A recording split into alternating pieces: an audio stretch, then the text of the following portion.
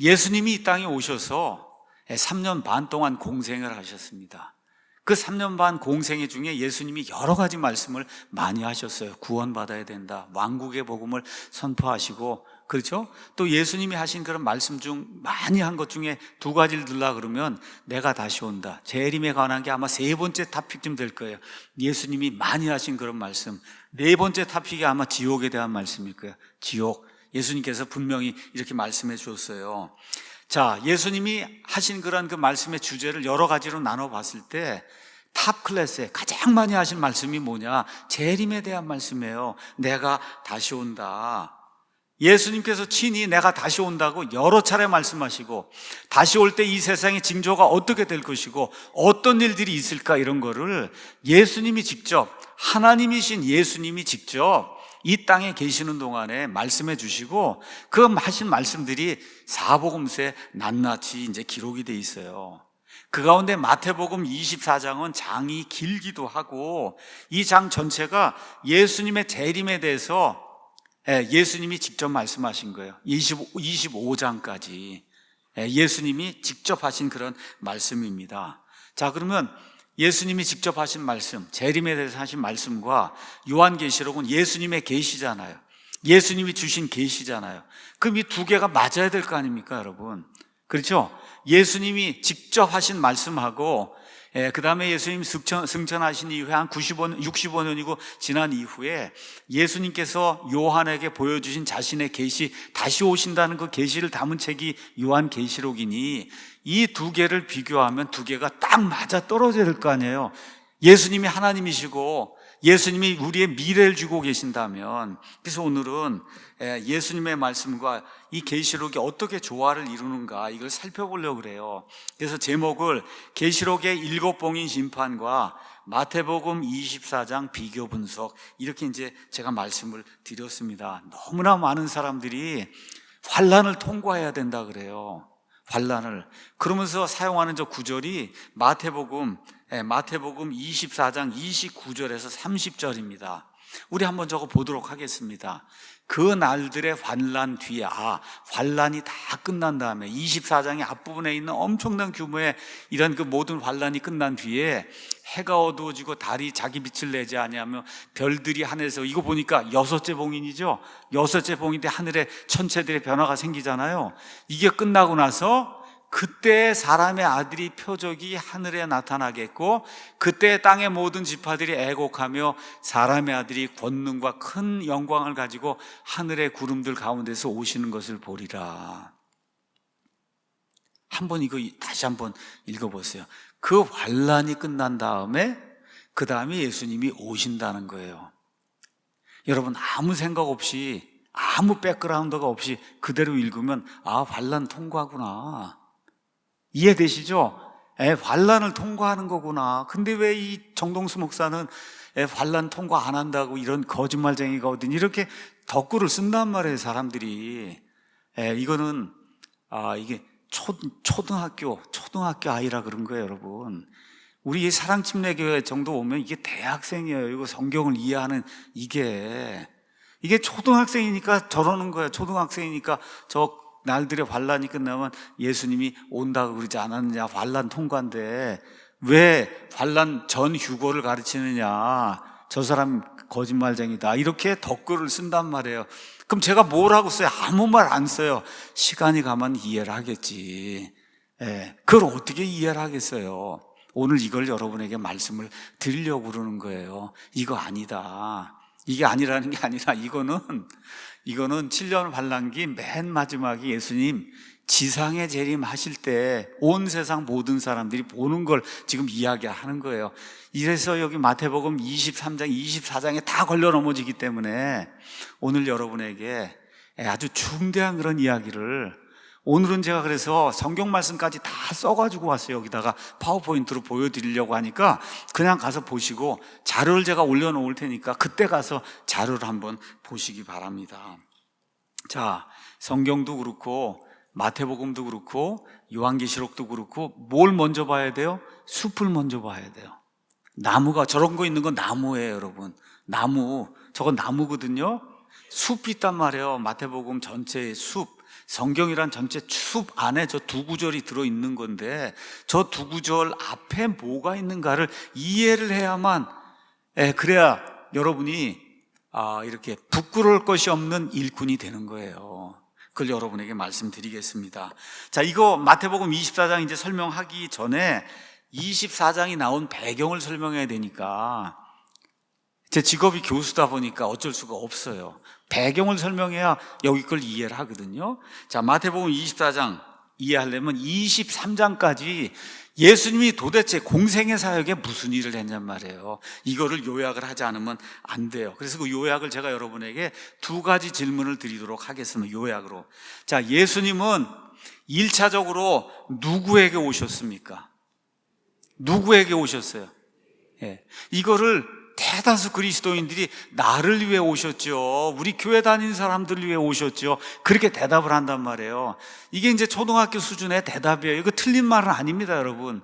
틀린 말 아니에요. 근데 이게 초등학교 수준의 그와 같은 대답이다. 자, 이걸 잘 기억해야 돼요. 신약 성도들 위해서 오신 건 맞아요. 그런데 그건 1차가 아니에요. 1차적으로 누구를 위해서 오셨냐? 이거를 성경을 통해서 이제 봐야 됩니다. 두 번째, 예수님은 구약 시대에 사셨냐? 예수님은 신약 시대에 사셨냐? 예수님은 구약 시대에 사셨냐? 신약 시대에 사셨냐? 요 고정관념을 깨지 못하면은 성경 마태복음 보고 죽을 때까지 읽어도 그저 원수를 사랑하라 그거 외에는 우리 개혁식 표현으로 하면 대접을 받기 원하는 대로 남을 대접하라 이런 거 외에는 못 깨닫는 거예요. 그래서 여러분에게 이걸 설명하도록 하겠습니다. 이거를 제 말로 하면은 그럼 어거지다 이제 그럴 사람이 있기 때문에 성경 말씀을 그대로 제가 여러분에게 전달하겠습니다.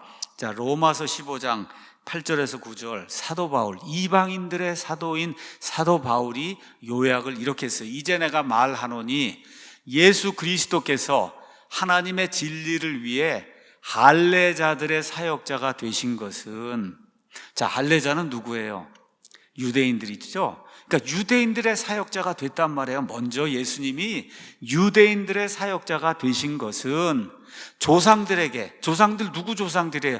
유대인 조상들에게 하신 약속들을 확증하려 하시며, 이게 1차 프라이머리 1차 예수님의 사역의 목적이고, 또 두 번째, 이방인들이 하나님의 긍휼로 인해 하나님께 영광을 돌리게 하려 하십니다. 예수님이 이 땅에 오신 목적이 두 가지가 있어요. 첫 번째 목적은 할례자들의 사역자가 되셔서, 이 하나님께서 이 할례자들 유대인들의 조상들에게 하신 말씀 있잖아요. 이거를 확증해 주시려고. 그 말씀의 내용이 뭐예요? 왕국이 온다는 거예요. 메시아 왕국이 온다는 거. 이거를 확증해 주시기 위해서 우리 예수님이 오신 게 1차 목적이고, 그 다음에 이들이 말을 듣지 않으니까 두 번째 목적이 이루어져요. 이방인들이 구원받아 하나님께 영광을 돌리는 거.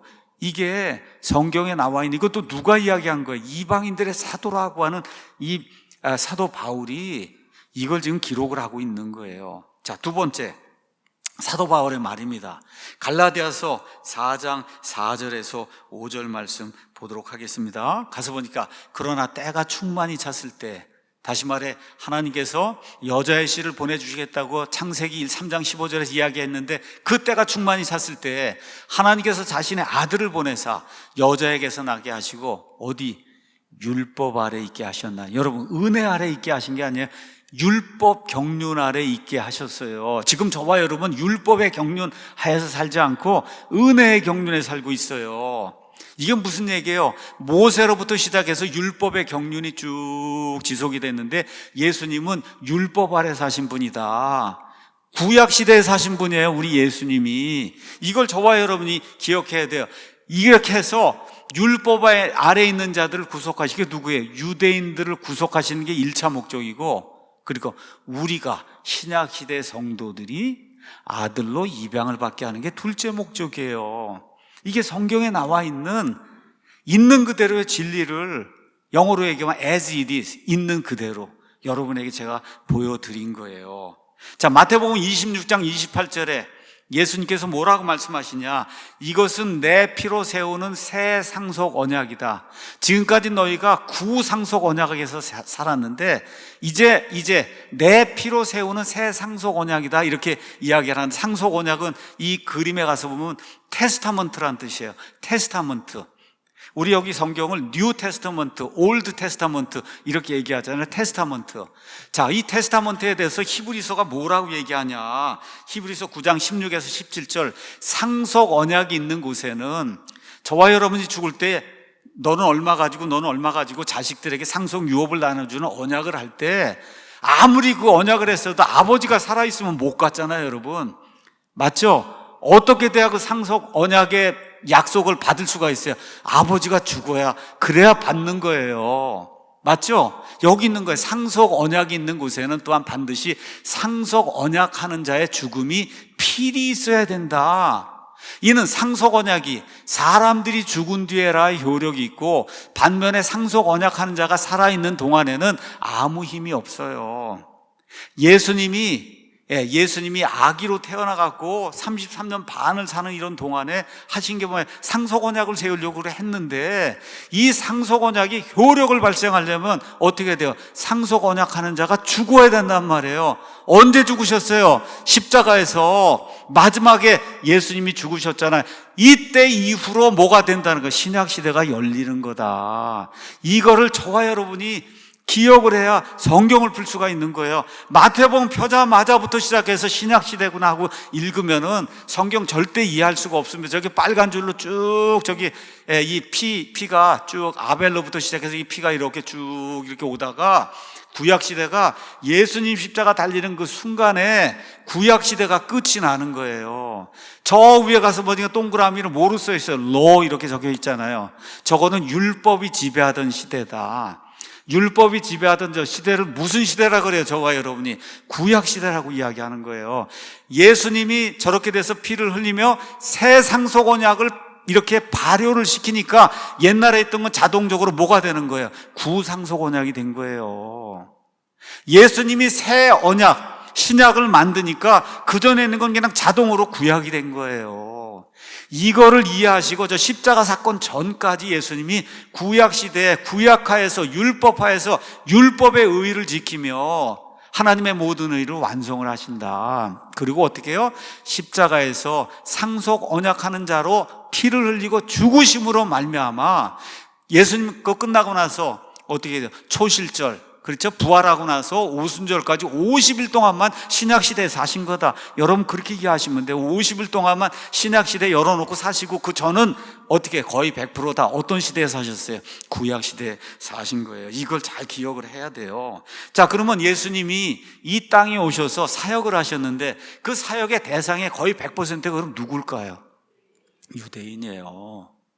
자, 보세요. 마태복음 10장에 자기 제자들에게 말씀을 주시면서 뭐라고 이야기하시나? 예수님께서 12사도를 보내시며 그들에게 명령하여 이르시되, 잘 들어보세요. 너희는 이방인들의 길로 들어가지 말고 한국, 미국 이런 데 가지 말라는 거예요. 아시겠죠? 한국, 미국, 영국 그런 데 가서 복음 전하지 마라.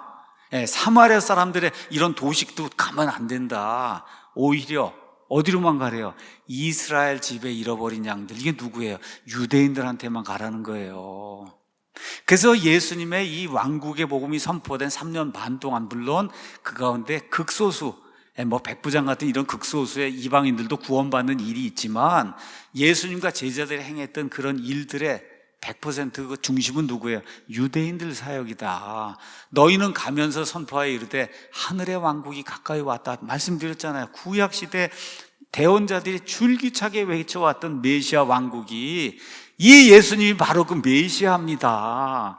이 메시아, 그 메시아가 다스리는 왕국이 왔으니 회개하고 그분을 맞아들이라고 하는 이 왕국의 복음을 전해야 된다. 예수님이 그렇게 얘기하시고, 병든 자들 고쳐주고 나병 환자들 정결하게 하고 마귀들을 내쫓고 이런 거 하는 거, 이게 다 뭐예요? 왕국의 표적이에요. 이걸 잘못 이해하고 교회에서 귀신 쫓아야 된다 그러고 밤새 교회 가서 기도해야 된다 그러고 계룡산 가야 된다 그러면 그건 아니에요. 여러분, 정상적인 생활해야 돼요. 구원받고 정상적인 직장생활, 정상적인 가정생활을 하는 게 그게 예수님의 뜻이에요.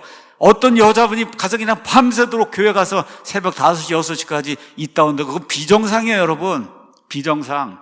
그건 비정상적인 그리스도인이에요. 귀신 쫓는다고 연습하고 다니고 뒤로 넘어지고 이거 다 비정상인 거예요. 이거 하라고 한 대상이 누구냐? 이스라엘 사람들에게 메시아 왕국, 메시아가 오게 될 땐 이런 일들이 일어나리라고 이사야 대언자나 다 이야기했기 때문에 이런 일들이 일어나야 된다. 그래서 그 일을 하라고 예수님 말씀하신 이걸 교회에다 적용을 하면 안 돼요. 이 대상 중에 교회는 없어요. 교회는 이 사건이 한참 지나서 3년 반쯤 지나서 그때야 이제 교회가 싹이 트기 시작하는데, 그것도 처음에는 10년 동안은 100% 유대인들만 교회에 속해 있었어요. 사도행전 10장에 가서 고넬료가 처음 이방인으로 구원받는 거예요. 이런 사실을 잘 이해를 하고 이 커다란 그림 속에서 마태복음이다 뭐다 예언이다 이런 걸 이걸 잘 이해를 해야, 그래야 성경을 풀 수가 있는 거예요. 그냥 읽으면 되는 게 아닙니다. 이거 수백 번 읽어본다고 되는 게 아니에요, 이게. 그래서 오늘 아주 상당히 중요한 말씀을 여러분에게 이제 드리고 있는 거예요. 자, 그래서 십자가 사건 이후에는 어떻게 해도 예수님이 온 세상 모든 창조물에게 가서 복음을 선포하라잖아요. 이해하십니까, 여러분? 왜 그래요? 경륜이 바뀐 거예요. 구약에서 신약으로 경륜이 바뀐 거다. 그래서 지금 저와 여러분이 복음의 소식을 듣고 예수님을 지금 믿고 여기 예배드리러 올 때 어린 양 같은 거 가져오지 않고 제가 여기서 칼 갖고 있다가 죽이라고 이런 일 안 하는 거예요. 지금 왜? 경륜이 바뀌었기 때문에. 이해하시죠? 이 차이를 분명히 이제 인식을 하셔야 돼요. 그래서 예수님과 그의 제자들이 3년 반 동안 이 세상에 하셨던 그런 일이 뭐냐? 뭐예요? 메시아 왕국이 가까이 왔다. 왕국의 복음을 선포한 거예요.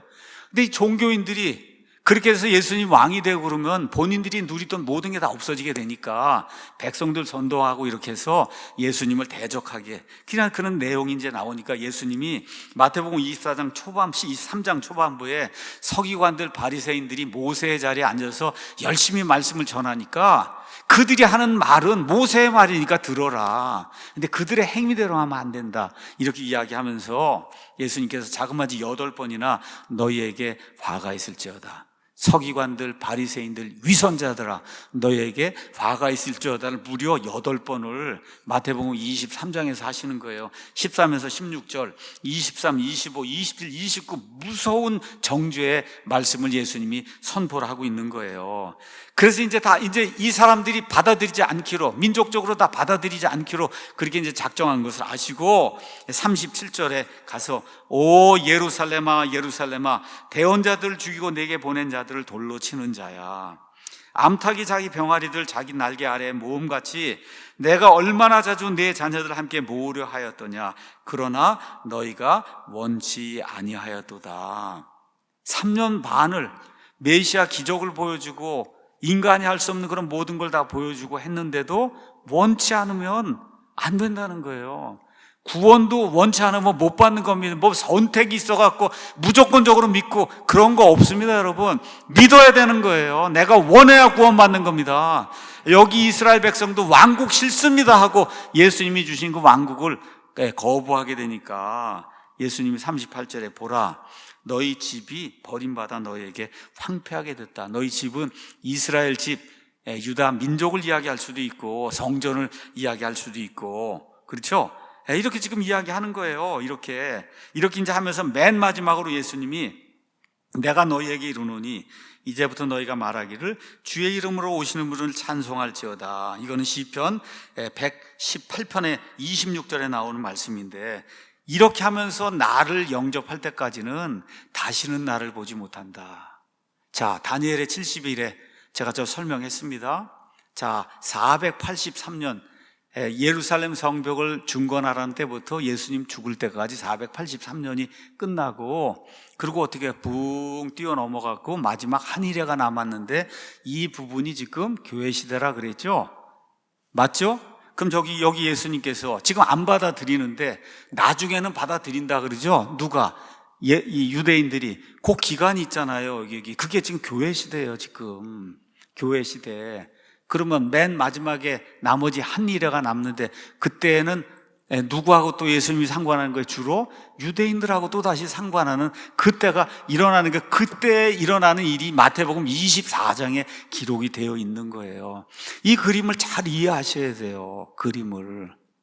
제가 또 그림을 좀 이렇게 보여드렸는데 상징적으로 보여드렸더니 아이고 저런 걸 왜 교회에서 보여주나, 여러분의 이해를 돕기 위해서 보여드린 거지 거기 예수님이 뭐 그런 거 아니에요. 여러분, 이해를 돕기 위해서, 특히 이런 선도는 이 공학하고 한 사람에게 너무 중요한 거예요. 이게 있어야 보고 이게 이해를 할 수 있기 때문에. 그래서 목사가 공학을 한 걸 여러분 자랑스럽게 생각하셔야 돼요. 이게 진짜 중요한 거예요. 이게 공학을 했으니까 지금 이걸 다 설명을 해주잖아. 이게 이렇게 돼 있는 거다. 예. 이거 이해하시겠어요? 이제 누구한테 가서 이거 설명할 수 있겠어요? 지금 예수님 여기 마태복음 23장에 주의 이름으로 오시는 이여 할 때까지 나를 보지 못하는 이 기간이 교회 기간이다. 이거 말씀하실 수 있겠냐고요. 아시겠죠? 이렇게 이제 되는 거예요. 자, 그러면 이제 한 일에 저 끝에 7년이 남았는데 유대인들이 보통 사람들이 아니잖아요. 하나님 대적하는 일, 하나님의 은혜로 1948년 5월에 들어와서 이스라엘을 세워놨는데 99.9%가 무신론자예요. 이 세상에서 제일 큰 동성애 집회가 이스라엘의 텔아비브에서 매해 열려요. 자기들이 모든 거 다 한다 그러고 지금 저러고 있단 말이에요. 이러고 있는데 갑자기 적그리스도가 나타나서 평화협정을 맺자고 하니까 주변에 이 중동 사람들하고 그렇게 어려운데, 그러니까 좋습니다 하고 이분이 메시아라고 그러고 받아들이는데 이게 안 되잖아요. 왜? 3년 반이 되는데 하나님의 성전에 이 적그리스도가 들어가더니 내가 하나님이라 그러니까 어떻게 해요? 출애량을 치죠. 어디 광야로 출애량을 쳐서 도피하는 내용이 계시록 12장에 이제 기록이 되어 있는 거예요. 자, 이래도 여전히 뭐예요? 그리스도를 받아들이지 않는단 말이에요. 여러분, 애가 말로 해서 안 받아들이고 말로 해서 안 하면 뭐가 있어야 돼? 이게 있어야 되잖아요. 유대인들에게도 마찬가지예요. 유대인들이 그렇게 설득하고 얘기하고 뭐 그래도 안 되니까 하나님께서 예수님 표현에 따르면 창세 이후로 한 번도 없는 엄청난 규모의 그런 환란을 줘서 결국은 유대인들이 두 손 들고 맨 끝에 가서 주의 이름으로 오시는 분이여 하고 예수님을 맞아들이도록 그렇게 채찍질 하시는 그런 기간, 그게 후반부 3년 반이다. 그래서 거기 이 전체적으로 7년 동안에 일어날 그런 일이 여기 마태복음 24장에 기록이 되어 있는 거예요. 24장 가서 보니까 예수님께서 나가 이제 성전을 떠나실 때 제자들이 이제 성전 건물들을 예수님께 보여드린 거죠. 그 당시에 성전에 금이 칠해져 있고 그냥 번쩍번쩍하고 그러니까 이게 얼마나 멋있는 겁니까? 그랬더니 예수님이 놀랄 말씀을 하시는 거예요. 너희가 이 모든 걸 보지 아니하느냐? 멋있지 않느냐? 그런데 진실로 내가 너에게 이르노니 돌 하나도 다른 돌 위에 남지 아니하고 다 무너진다. 바로 그 위에 너희 집이, 성전이 황폐하게 된다고 예수님이 말씀해 줬으니까 그 제자들이 아직도 깨닫지 못하고 금 얘기를 지금 하고 있고 번쩍번쩍 되는 거 얘기를 하니까 이 얘기를 지금 해주신 거예요. 그러니까 제자들이 의아할 거 아닙니까? 그러니까 제자들이 3절에 예루살렘에 이 동쪽에 가면 뭐가 있어요? 올리브산이 있단 말이에요. 올리브산에 가서 예수님이 앉으시니까 예수님께 와서 우리에게 좀 말씀해 주십시오. 어느 때 이런 일들이 있을 겁니까? 그러니까 이런 일들, 도대체 이런 일들이 뭡니까? 그것도 어느 때 있을 겁니까?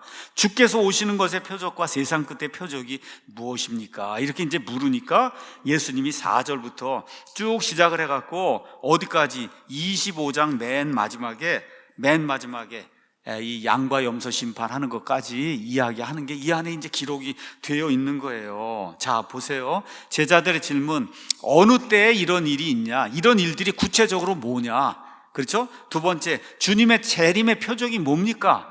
세 번째, 세상 끝의 표적이 뭡니까? 그러고 나서 여기 있는 내용을 말씀해 주시며 창세 이후로 없던 환란을 이야기하고 이렇게 이야기하는데, 천주교 어거스틴이 뭐 장로교 칼빈이 루턴이 다 뭐라고 주장을 해요.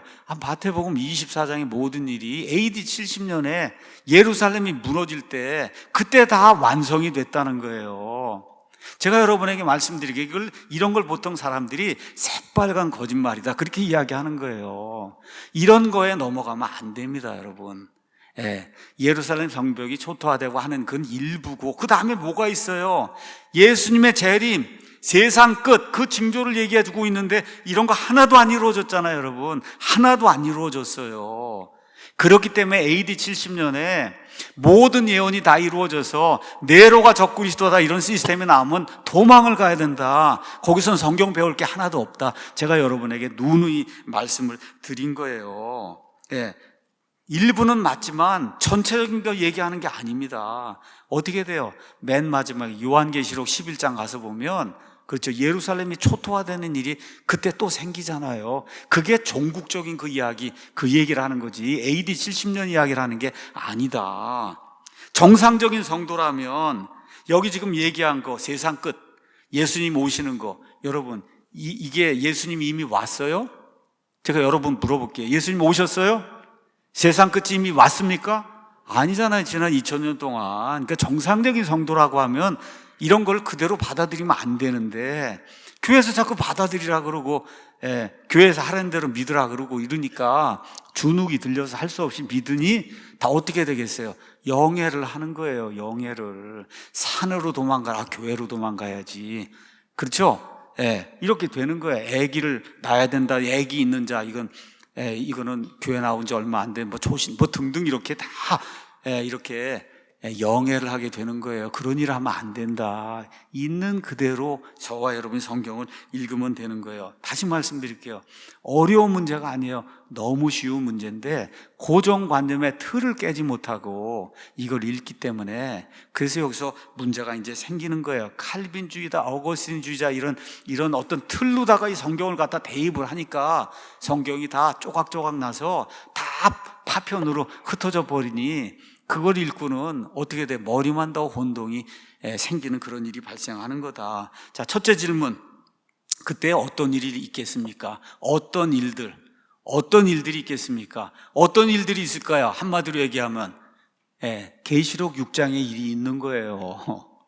여러분 7년 환란기가 시작이 됐잖아요. 그렇죠? 그럼 그때 어떤 일들이 있겠어요? 계시록 6장에 있는 첫째 봉인, 둘째 봉인, 셋째 봉인, 넷째 봉인, 다섯째, 여섯째 봉인이 때려질 때 그 일들이 7년 환란기에 일어나는 거예요. 그래서 우리 예수님이 뭐라고 말씀하시냐? 마태복음 24장 처음에 4절에 아무도 너희를 속이지 못하도록 주의하라. 많은 사람이 내 이름으로 와서 이를 내가 그리스도라며 많은 사람을 속인다. 그리스도가 많이 온다는 거예요. 맨 마지막 때에는 다 그리스도라고 그러고 자기 자신을 높이는데 그 중에 하나가 대표적인 존재가 하나가 나타나서 세상을 다스리는 그런 적그리스도로 이 땅에 이제 오게 되는 거예요. 여러분 계시록 가서 보니까 이 적그리스도를 표현하면서 말탄 자를 표현하면서 2절에 이에 내가 보니 보라 흰 말이라 그 위에 탄 자가 활을 가졌고 왕관을 받으며 그가 나아가 정복하고 온 땅을 정복을 하러 돌아다니는데 활만 가지고 있어요. 여러분 활만 가지고 있으면 이게 남 쏠 수 있는 화살이 있어야 되잖아요. 활만 가지고 있다. 이게 아주 의미가 심장한 거예요. 무슨 얘기야? 커다란 무기는 가지고 있는데 그걸 쓰지 않는다는 거예요. 쓰지 않아요. 여러분 가서 다니엘서 한번 가서 보겠습니다. 여기 하나님의 말씀이 뭐라고 얘기하냐? 다니엘서 8장 25절에 그가 적그리스도 얘기하는 겁니다. 또한 자기 정책을 통해 자기 손안에서 속임수가 성공하게 하고 자기 마음속에서 자기를 크게 높이며 평화를 빌미로 많은 사람을 멸할 것이요 또한 통치자들의 통치자 예수님을 대적하여 일었을 것이나 그가 손으로 말미암지 아니하고 예수님이 입에서 나오는 성령님의 검에 의해서 멸망하는 그런 일이 생기잖아요. 평화를 빌미로 이제 이 땅에 적그리스도가 등장하잖아요. 지금 온 세상이 원하는 게 뭐예요? 평화예요. 평화. 저 이슬람하고 이스라엘하고 평화 저것만 이루어진다고 하면 이스라엘이 두 손 들고 환영할 수밖에 없는 그런 상황이거든요. 평화를 빌미로 온 세상 모든 사람들을 자기 손아귀에 넣는 그런 일이 발생을 한다. 그런 얘기를 하고 있는 겁니다. 자, 그런데 평화가 깨지죠. 어떻게 깨져요? 여기 가서 보니까 7년 환란기에 여기 한중간에 딱 이렇게 되니까 3년 반 되는 그 시점에 우리 데살로니가 후서 한번 가서 보도록 하겠습니다. 눈으로. 데살로니가 후서 2장에 이제 가서 보니까 형제들아 우리 주 예수 그리스도의 오심과 우리가 그분께로 함께 모이는 것에 의거하여 이제 우리가 너에게 간청하노니 너희는 영으로나 말로나 혹은 우리에게서 받았던 편지로나 그리스도의 날이 가까이 왔다고 해서 쉽게 마음이 흔들리거나 불안해하지 말라. 쭉 얘기하면서 아무도 어떤 방법으로든 너희를 속이지 못하게 하라. 먼저 떨어져 나가는 일, 이 일이 일어나고 저 죄의 사람 곧 멸망의 아들이 드러나지 아니하면 그날이 오지 아니하리라. 그 멸망의 아들은 대적하는 자요, 또 하나님이라 불리거나 혹은 경배받는 모든 것 위로 자기를 높이는 자로서 하나님처럼 하나님의 성전에 앉아 자기가 하나님인 것을 스스로 보인다. 이거를 영해하면 하나님의 성전을 뭐라고 가르쳐? 교회라고 그러잖아요. 교회. 이게 아닌 거예요. 여기 하나님의 성전은 어디에만 있어요, 여러분? 예루살렘에 있잖아요. 그러니까 맨 마지막 때에 예루살렘의 성전이 세워지고, 그렇죠? 그래서 적그리스도하고 잘 지낸다면 한 3년 반 동안, 그러다가 3년 반이 되는 시점에 이자가 들어가서 내가 하나님이니까 이제부터 나를 섬기라고 하는 그런 일이 이제 생기게 된다.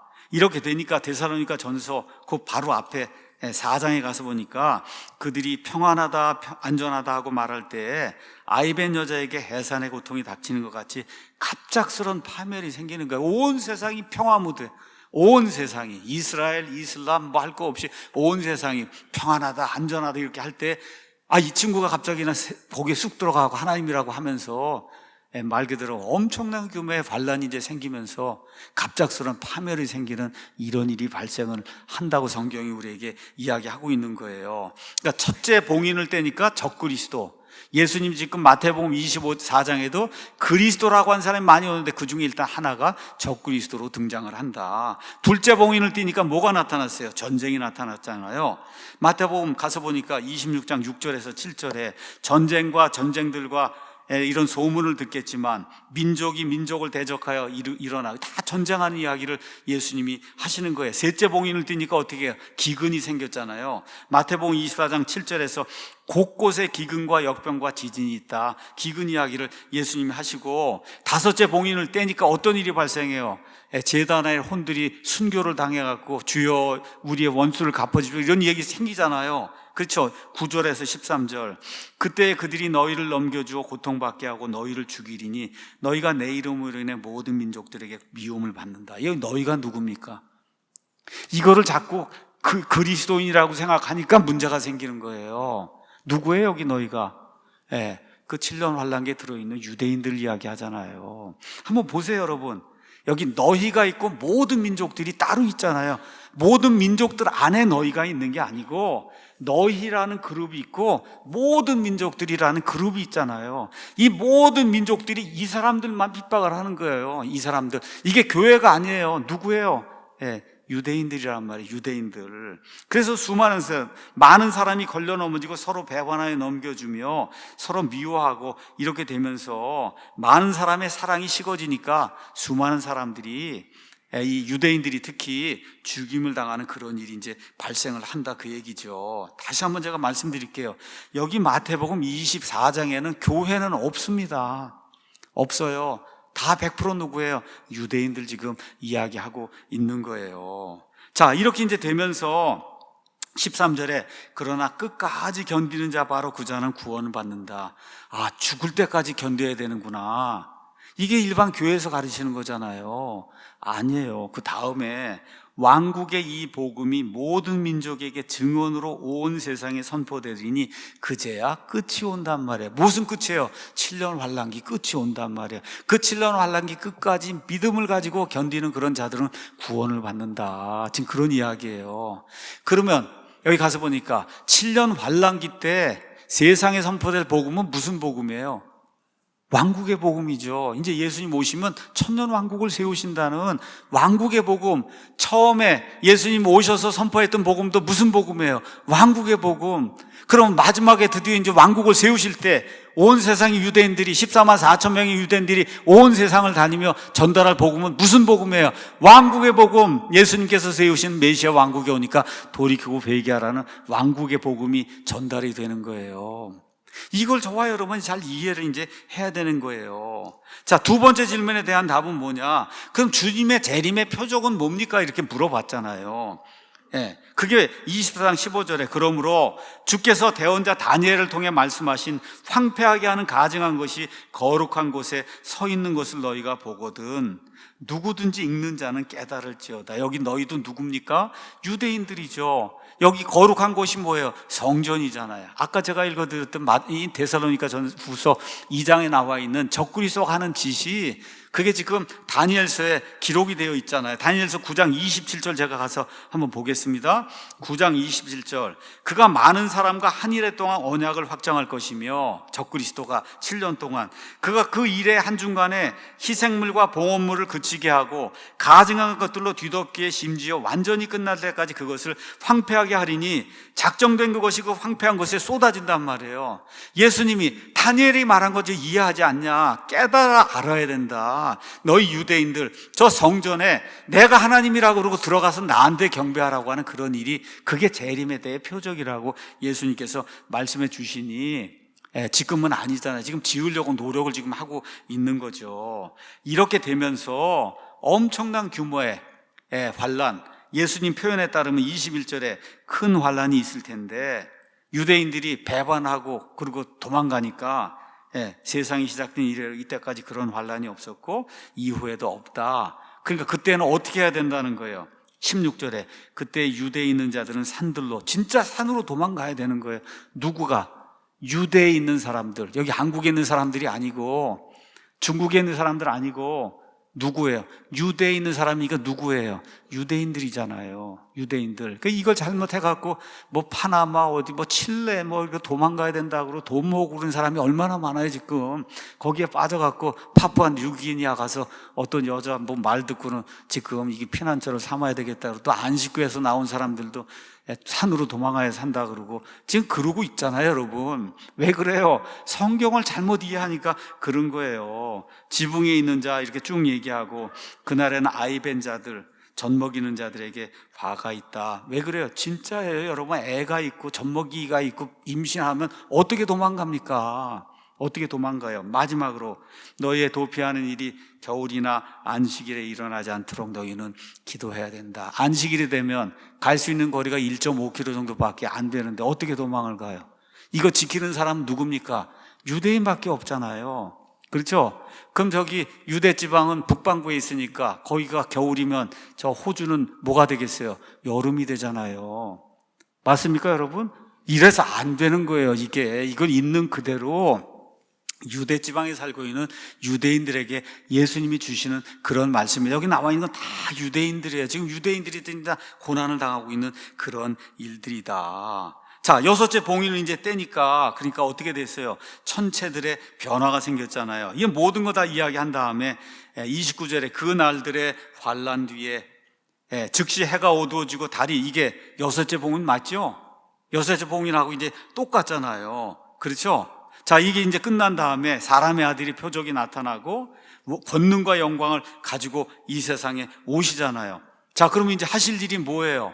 그 땅에 남아있는 자들 가운데 그렇죠? 의로운 자들과 의롭지 않은 자들을 구분해서 의로운 자들은 어디로? 왕국으로 들여보내고 그렇지 않은 자들은 다 제거해서 그렇죠? 사탄 마귀와 함께 끝을 내야 되잖아요. 그래서 그 일이 어디에서 이루어져요? 25장 끝부분에 가면 그러면 양과 염소의 이 민족들의 심판이 그 안에 이제 들어있잖아요. 41절에 그때 그가 왼쪽에 있는 자들에게 이르되 저주를 받은 자들아 너희는 내게서 떠나 마귀와 그의 천사들 위해 예비된 영존하는 불에 들어가라. 이렇게 이제 돼 있지 않습니까? 그렇죠? 그 다음에 그 위에 가서 보니까 34절에 왕국에 들어갈 자들에게 뭐라고 얘기해요? 왕이 자기 오른쪽에 있는 자들에게 이르되 오라 내 아버지께 복받은 자들아 너희는 세상의 창건 때부터 너희를 위해 예비된 왕국을 상속받아라. 그렇죠? 세상의 창건 때 아담에게 주시고 했던 그 왕국 있잖아요. 그 왕국이 지금까지 연기가 됐는데 이제 그 왕국이 이제 천년 왕국으로 해서 이 땅에 의의 왕국이 이루어지니까 너희는 그거를 상속을 받아라. 그렇죠? 그럼 유대인들 가운데도 상속받는 사람이 있고 이방인들 가운데도 상속받는 사람이 있고 그래서 천년 왕국에 들어가는 자들은 100% 구원받은 자들만 환난을 견뎌내고 100% 구원받은 자들만 육신을 입고 이 안에 들어가니까 어떻게 아기를 출산하는 거예요. 여기 있는 사람들은 아기를 알겠죠? 근데 이 안에 유대인들 가운데, 이방인들 가운데 극도의 이와 같은 핍박을 견디지 못하고 순교한 그런 사람들이 셀 수 없이 많은 무리가 이제 계시록 7장에 보면 그 환란에서 나오는 것을 하나님이 이제 보여주시는 거예요. 수많은 사람들이 순교하고 죽고 끝까지 믿음을 지키면서 도망다니면서 해서 살아남는 그런 사람들 하나님이 심판하셔서 쭉정이들 다 버리고 알곡들만 안으로 천년왕국으로 들어가게 하는 그런 일이 이제 발생을 하는 거다. 이게 지금 성경이 이야기하는 거예요. 그래서 계시록 20장에 예수님 19장에 오시고 나서 20장에 천년왕국이 이루어지니까 천년에서 천년이 6번 나오면서 그 기간에 마귀가 무적행 속에 갇히고, 그렇죠, 사람을 유혹하는 그런 자가 없으니까 세상에 평화가 넘쳐서, 그래서 에덴 동산에서 첫 아담과 함께 하나님이 이루시라는 그런 왕국이 문자 그대로 이 땅에서 이루어지는 그런 일이 이제 발생을 하는 거예요. 자, 그럼 요약의 말씀을 이제 드리겠습니다. 자, 마태복음 24장 처음에 제가 말씀드린 대로 29절에서부터 30절 가서 보면 그 환란의 날들의 뒤에 즉시 해가 어두워지고 달이 자기 빛을 내며 이렇게 이제 쭉 나와 있잖아요. 그렇죠? 이 말씀도 하나 읽고 그리고 넘어갈게요. 이 대환란기 때에 얼마나 많이 사람들이 죽냐, 유대인들이 주가 말하노라. 그 온 땅에서 이제 이스라엘 사람들이 돌아간 저 팔레스타인 온 땅에서 그 안에 3분의 1은 끊어져 죽을 것이요 3분의 1만 그 안에 남을 거다. 그렇죠? 3분의 2가 죽어요. 근데 내가 그 3분의 1 남은 자도 불 가운데로 지나게 하고 은을 정죄하듯 그들을 정죄하며 금을 단련하듯 단련하리이다. 이렇게 되니까 너무너무 힘들고 이게 진짜 잘못했구나 하는 걸 깨닫고 두 손 들고는 그들이 내 이름을 이제 부른단 말이에요. 주의 이름으로 오시는 이여 하고, 그렇게 되면 내가 그들의 말을 들을 것이며 나는 말하기를 이 백성은 내 백성이라 할 것이요 그들은 말하기를 주께서 내 하나님이십니다 하고 결국 굴복을 하고 7년 환란기 끝에 예수님을 맞아들인 그런 일이 발생을 하는 거예요. 이렇게 되면서 13장 스가랴서 13장 끝나고 14장에 예수님께서 올리브산에 발을 내리고 내려오신단 말이에요. 이렇게 해서 이게 종결이 되는 거예요. 이게 성경이 저와 여러분이 이해할 수 있는 그런 구조로 하나님이 주신 거예요. 이거를 나무를 보지 않고 숲을 보지 않고 맨날 이거 나무 하나만 가지고 하다 보니까 이런 문제가 발생하는 거예요. 자, 그러면 마태복음 24장 29절 그 날들의 환란 뒤에 즉시 해가 어두워지고 이렇게 되면서 이제 예수님이 이 땅에 오시잖아요. 맞죠? 자, 그림을 그 다음 거 한번 보겠습니다. 자, 7년 환란기 여기 있는데, 자, 우리가 휴고가 돼서 이제 환란기 전에 이렇게 올라가잖아요. 그러니까 반짝반짝 이렇게 돼 있잖아요. 그렇게 돼 있어요. 예수님이 이렇게 공중 강림하시고 우리가 이렇게 올라가는 거예요. 우린 다 올라간 다음에 이 땅에는 누구만 남겠어요? 믿지 않는 자들만 남는 거예요. 이 땅에는 유대인이든 뭐든 7년 환란기가 끝날 때 예수님이 지상 강림하러 이렇게 올 때, 그렇죠? 거기에 지금 마태복음 24장 29절은 그 얘기를 지금 하는데, 여기 왼쪽에 있는 파란 거하고 오른쪽에 있는 파란 거 두 개가 다르죠? 여러분, 사과하고 오렌지가 같습니까? 다릅니까? 사과하고 오렌지가 같아야 달라요. 이게 왼쪽에 있는 게 사과고 오른쪽에 있는 게 오렌지인데, 오렌지하고 사과가 자꾸 같다 그러니까 저거 다 통과하고 그러고 들어가야 된다고 그렇게 무지한 주장을 하는 거예요. 이게 초등학생이니까 구분이 안 되거든요. 이게 3살짜리 2살짜리 사과 오렌지 가져다 주면 다 같은 걸로 알잖아요. 나이가 좀 들어야 사과 오렌지가 다른 걸 알잖아요. 예수님 공중 강림하실 때 그때 어떻게 돼요? 예수님 안에서 죽은 자들이 일어나고 살아서 남아있는 우리가 공중으로 들려 올라가서 하늘의 만찬이 7년 동안 진행이 되고 이 땅에는 엄청난 규모의 환란이 이루어지게 되고, 그 내용이 요한계시록 6장부터 19장까지 내용이고, 드디어 예수님이 하얀 말을 타고 이게 내려오시잖아요. 그렇죠? 어떻게 환란이 다 끝난 다음에 어디로 오세요? 올리브산으로 내려오시잖아요. 이렇게 된 거를 구분 안 하고 그냥 저것만 읽고는 무조건 환란 끝난 다음에 예수님이 온다 그랬으니 환란 통과다. 이건 유치한 일이거든요. 그러니까 우리가 어렸을 때는 유치한 일을 해요. 고린도전서 13장 가서 보면 어릴 때는 우리가 어린아이의 일을 하는데 장성에서는 그 유치한 일을 버렸다 그러잖아요. 우리 사랑 침례교회는 그 유치한 거 이제 버려야 되는 거예요. 이제는 눈을 크게 뜨고, 이게 숲이 이렇게 생겼구나. 이게 그래서 이 7년 환란기는 우리가 들어가지 않는구나. 교회는 이미 휴거가 돼서 이 땅에 존재하지 않습니다. 요한계시록 4장에서 19장까지. 그러니까 교회가 한 번도 안 나오잖아요. 요한계시록 4장에서부터 19장까지 교회가 한 번도 나오지 않잖아요. 안 나오는 이유가 왜 그래요? 없기 때문에 안 나오는 거예요. 교회가 이 땅에. 자, 그래서 계시록과 마태복음 비교해 보니까 정확하게 일치하잖아요. 그렇죠?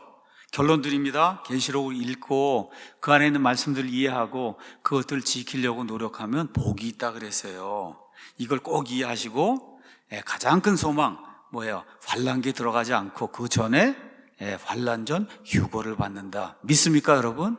자, 근데 이 휴거는 구원받은 사람만 휴거가 되는 거예요. 이게 더 중요한 거예요. 휴거만 좋아하지 마시고 내가 정말 휴거받을 노력으로 되는 거 아닙니다. 예수님을 믿기만 하면 되는 거예요. 예수님이 나의 구원자시여 내 모든 죄들을 제거하시는 유일한 분입니다. 유일한 분. 요것만 내 마음속으로 확신하시면 예수님이 밤에 오시든지 낮에 오시든지 여름에 오시든지 겨울에 오시든지 여러분 걱정할 필요가 있을까요, 없을까요? 없어요. 그냥 평안하게 믿음 생활 하시면 돼. 직장 생활 하시면 돼요. 가정 생활 하시면 되는 거예요. 이게 예수님이 주시는 진정한 자유와 평안이에요. 그래서 환난 전 휴거의 복된 소망이 우리 모두의 삶을 지배하는 그런 아름다운 일이 우리 가운데 발생하기를 예수님의 이름으로 축원합니다.